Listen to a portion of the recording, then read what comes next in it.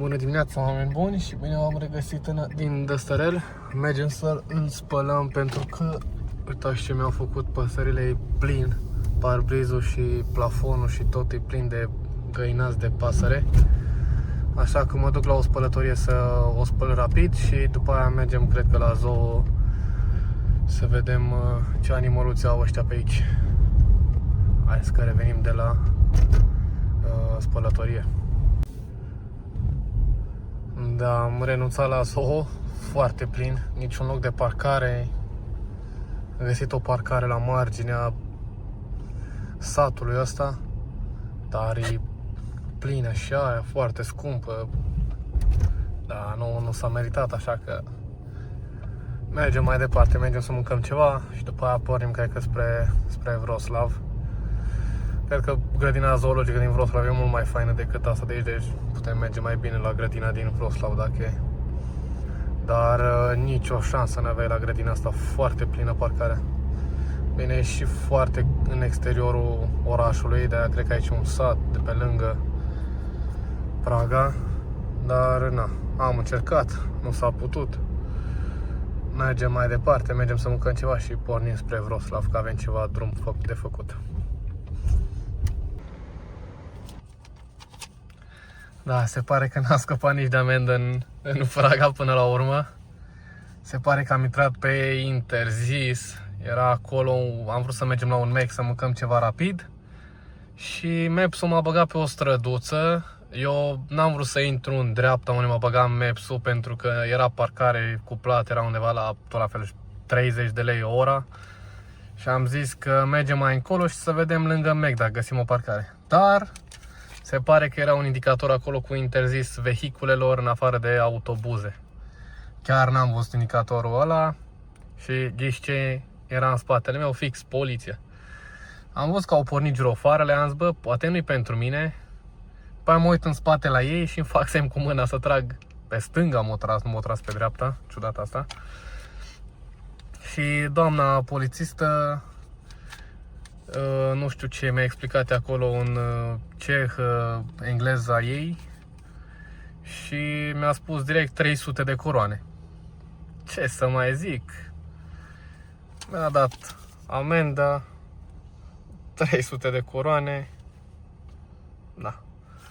Asta este undeva la 62 de lei, cred că este. Nu este foarte mult, dar am crezut că poate, na, cum au văzut și cu numele de România, nu sunt din zonă, am zis că poate mă iartă că, na, nu sunt din zonă. Dar doamna a scos POS-ul, mi l-a îndreptat, 300 de coroane. Ok, hai că plătesc și ne continuăm treaba.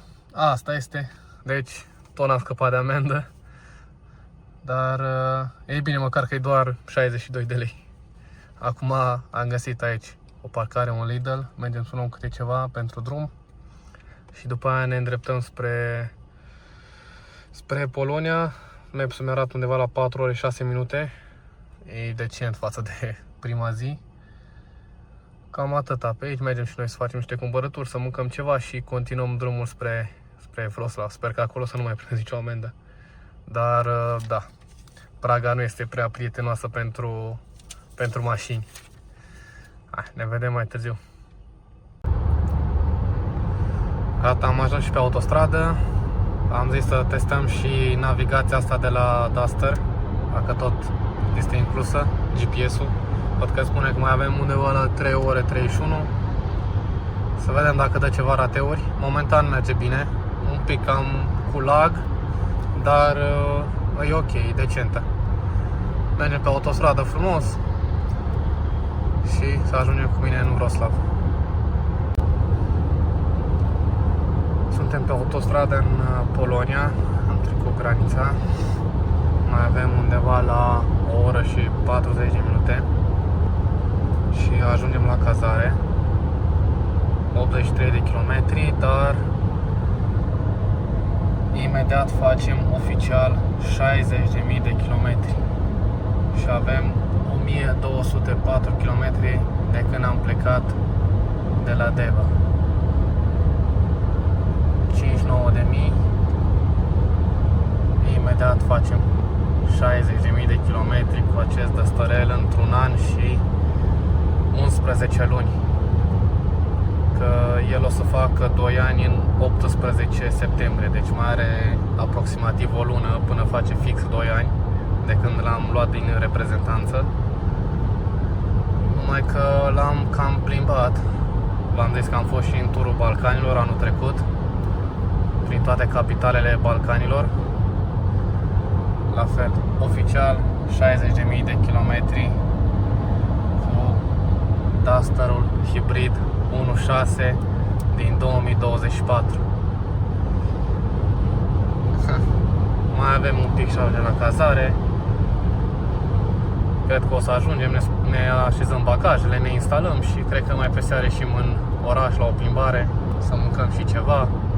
Imediat trebuie să mă opresc să și alimentez. A trecut de jumătatea rezervorului. Aștept să găsesc o benzinărie pe dreapta să alimentez și eu și să vă zic câți litri mai alimentez, câți litri am alimentat până acum. Ne revedem la benzinărie cel mai probabil. Mai avem undeva la 29 de kilometri, dar este foarte aglomerat. Stăm așa în coadă, cred că de vreo 20 de kilometri. Suntem pe autostrada 4A4 și stăm în coadă cam de multicel. Așteptăm să ajungem în oraș, în vreo 17 km ieșim de pe autostradă spre Wroclaw. GPS-ul ăsta al dăstărelului spune că undeva la 55 de minute și ajungem la cazare. Acum sper că ajungem în timpul ăsta. Consumul a scăzut la 4,9 cu drumul ăsta. Am avut și drum de țară, că na, autostrăzile și drumurile europene erau aproape pline. Am mai ieșit de pe ele. Da, dar până acum totul e bine. Imediat ajungem și la cazare, ne instalăm și ne apucăm de treabă. Foarte multe camioane și pe partea asta. Da. Nu mă așteptam să fie chiar așa aglomerat, chiar și autostrada. Dar, da. Revenim din Wroclaw. Am ajuns în Wroclaw. Mai avem undeva la 5 km până la cazare. Un pic aglomerat și în Wroclaw, bine, ora 5:21, deci aproape ora de vârf. Așa că mergem și noi ușor spre cazare. Ne instalăm. Trebuie să mă duc undeva să fac plinul la mașină, dar să văd la ce benzinărie am pe aproape pe acolo, să-i fac plinul. Că n-am mai oprit pe autostradă, chiar era foarte aglomerat și am zis că dacă opresc, sigur o să-mi ia mult până intru înapoi pe autostradă. Așa că am zis că alimentez aici în Wroclaw, că nu e nicio problemă, mai am range 310 km, deci liniștit îmi ajunge până la cazare și până la benzinărie. Să văd cât îmi ia plinul acum.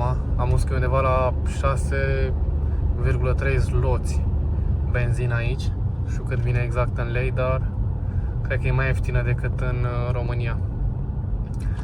Bun, ne vedem la cazare și dacă e să găsesc o benzinărie, mai devreme alimentez acolo. Și am ajuns și la cazare. Aceasta este cazarea noastră, în conacul acesta un pic dezafectat, dar camera arată super ok. Acum, na, cred că o să rămânem. Am rămas și noi surprins când am văzut clădirea, tot ne-am vârtit pe aici să ne uităm, bă, asta o fi sau cealaltă. Până la urmă asta a fost. Dar, na, știm zona e una liniștită, aici cu parc frumos. Hai să vă arăt cum arată acest conac. Bun, am intrat pe poartă și aceasta este cazarea noastră. Noi stăm undeva acolo la geamul ăla. Am văzut că mai este lume cazată, cred că mai are încă o cameră dată în chirie aici. Ai și curte. Acum, Ana, cred că dacă îmi închiriai cu prietenii, să fi fost mai mult, să închiria și camera, poate era amuzant, dar așa ca un cuplu, acum o vedea. Dacă nu e ok în seara asta, gălăgie sau Eu știu ce, ne vom muta la altă cazare. Foarte ciudat arată. Foarte creepy așa. Interesant. Multe coduri acum, nu cred că vor fi probleme, dar ideea este interesantă. Aici aveai locker-ul tău cu cheia. Nu știu dacă stau oameni sau nu. Undeva aici ar urcai. Să bag codul, că nu mai știu. Bun, am băgat codul, intrăm pe ușă, urcăm scările. Da, e foarte ciudat. Foarte creepy. Și în camera aia stăm noi cu cerc. Acum vă prezint camera imediat. Cam așa arată cazarea. Televizor, fereastră. Dar ce e mai interesant, stați că închid asta. Aici un dulap. Și aici bucătăria. Toate într-un singur loc. Bine, și aici patru. Dar unde este baia? Baia se află în dulap. Aici este baia. Oricum, baia arată destul de bine. Aici duș. Da. Cam asta este cazarea noastră. Cam țeapă un pic din poze, dar da. Vedem dacă să mai sau ne mutăm. În imagine arăta mult mai bine, acum na. Vedem ce facem. Ne punem și noi să ne instalăm și vedem dacă mai facem ceva pe seară. Am ieșit un pic la plimbare, mergem să mâncăm și ceva. Și după aia cam gata pe astăzi, că suntem și un pic obosiți. A fost drumul destul de lung și aglomerat. Mâncăm și după aia ne întoarcem la cazare să ne odihnim pentru ziua următoare. Cam atâta și pentru astăzi. Am uitat să filmez pe drum încoace. Asta că filmez rapid bucătăria și lumina asta. Foarte faină. Cam gata, am mâncat ceva, ne-am întors la cazarea asta creepy și ne punem și noi la odihnă. Că mâine începem iar să mai vizităm una alta. Sper că v-a plăcut, nu uitați de subscribe și like și ne vedem pe mâine la următorul episod. Ceau și noapte bună!